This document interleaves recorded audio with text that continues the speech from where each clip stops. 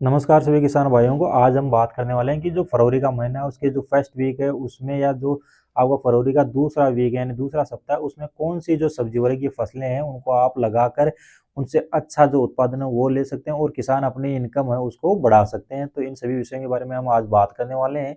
तो इसी के साथ में अगर आपने अभी तक हमारे यूट्यूब चैनल को अगर सब्सक्राइब नहीं किया, चैनल को सब्सक्राइब करें और ज़्यादा से ज़्यादा वीडियो को शेयर करें ताकि किसान भाइयों को जानकारी मिल सके। तो अब देखिए, जो हमारा फरवरी का महीना है उसमें हम कौन सी सब्जी वगैरह की फसलें लगा सकते हैं या उनको जो भी हम फसलें सब्जी वगैरह की फसलें लगाने वाले हैं वो ओपनली यानी खुले में आपको लगानी है, जिसके कारण जो आपका नवंबर, दिसंबर और जनवरी के महीने में जो भी हमने अगेती सब्जी वगैरह की फसलें लगाई है उनसे जो लगने वाला खर्च होगा वो हमारा आधा होगा।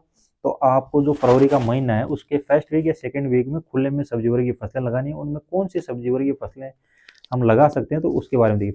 पहले अगर हम आज बात करेंगे सब्जी वगैरह की फसलें कौन सी लें तो उसमें आप जो गंवार की फली और जो आपकी चौले की फली होती है उसको ले लीजिए। इसमें जो बीज की रेट है या उसका जो खर्च है वो भी आपको कम मिल लगेगा। साथ ही में जो इन दोनों का जो उत्पादन है वो बहुत ज़्यादा निकलता है और कम खर्च में अच्छा उत्पादन आपको मिलता है। साथ ही में देखिए, कभी कभार जो इनकी डिमांड होने पर बाजार में आपको रेट वो 150 से लेकर 200 रुपये पर केजी के हिसाब से देखने को मिलती है।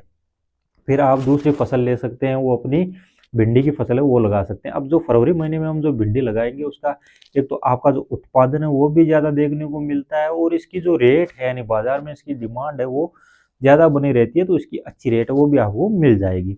फिर देखिए, कुछ बेल वर्ग की फसलें हैं उनको आप फरवरी के फर्स्ट या सेकंड वीक में लगा सकते हैं। तो उनमें पहले हम बात करें तो तरबूज और खरबूज की जो फसल है उसको भी आप है वो फरवरी का महीना उसमें लगा सकते हैं। देखिए, जो हमने दिसंबर और जनवरी महीने में तरबूज या खरबूज की जो भी फसल लगाई है उसके बजाय जब हम फरवरी के महीने में लगाते हैं तो उसकी भी जो रेट है वो आपको अच्छी रेट मिल जाएगी। फिर उसके बाद में अगर हम अगली फसल की बात करें तो आप ककड़ी की जो फसल है वो ले सकते हैं।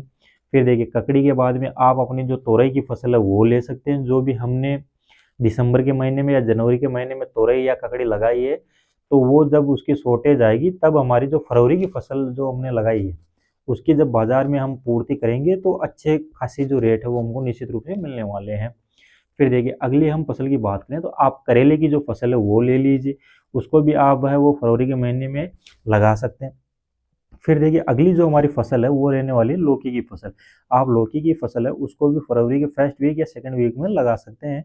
अब बात करें कि कैसे लगाना है आपको। देखिए, इन सब्जियों की फसलों को आपको बेड बनाकर मल्च मल्च विधि से और ड्रिप इरिगेशन के माध्यम से लगाना है, यानी ड्रिप विधि से लगाना है, जिससे आपका जो उत्पादन है वो तो आपको ज़्यादा देखने को मिलेगा, साथ ही जो आपका पानी की बचत है वो आपको कम होगी और आपका जो खरपतवार होगा वो भी कम होगा। फिर अगली हम फसल की बात करें तो देखिए, आपको अगली तीन ऐसी फसलें हैं वो जिनको लगाना आपको चाहे कुछ पैमाने पर यानी थोड़ी सी कम दूरी पर आप लगा सकते हैं लेकिन लगाना जरूर है। वो आपकी टमाटर, मिर्च और बैंगन की देगी।